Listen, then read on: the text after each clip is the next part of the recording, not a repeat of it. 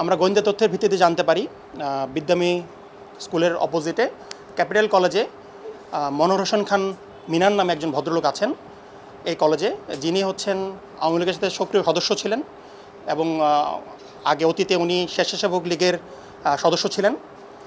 এবং আসার পর আমরা ওনার সাথে কথা বলি, ওনার কথাবার্তা এবং নর্মাল সব কিছু নর্মাল মনে হয় আমাদের কাছে।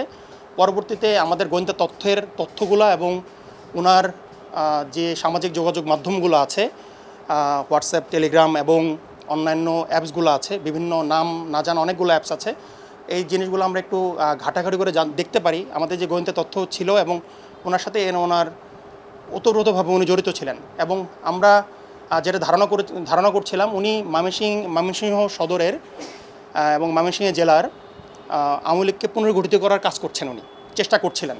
সেই প্রেক্ষিতে ওইভাবে ওনাকে দায়িত্ব দেওয়া হয়েছিল।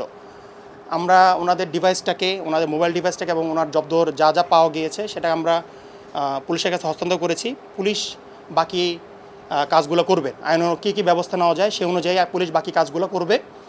এবং আমরা আপনাদেরকে একটু বলে দিতে চাই, আমরা বাংলাদেশ সেনাবাহিনী, আমরা দেশের সার্বভৌমত্ব নষ্ট হয় এবং আমাদের দেশের মানুষের শান্তি শৃঙ্খলা নষ্ট হয় এমন কোনো কাজের সাথে আমরা কখনোই আমাদের সক্রিয় অবস্থান রাখব। আমরা কারো কোনো ধরনের এই ধরনের কার্যক্রম মেনে নিব না। আমরা দেশের মানুষের সাথে আছি, সবসময় থাকব এবং চেষ্টা করে যাব যতভাবে সম্ভব এই ধরনের উচ্ছৃঙ্খল কাজ এবং খারাপ কাজগুলো যাতে না হয় অত্র এলাকায় আমরা চেষ্টা করে যাব।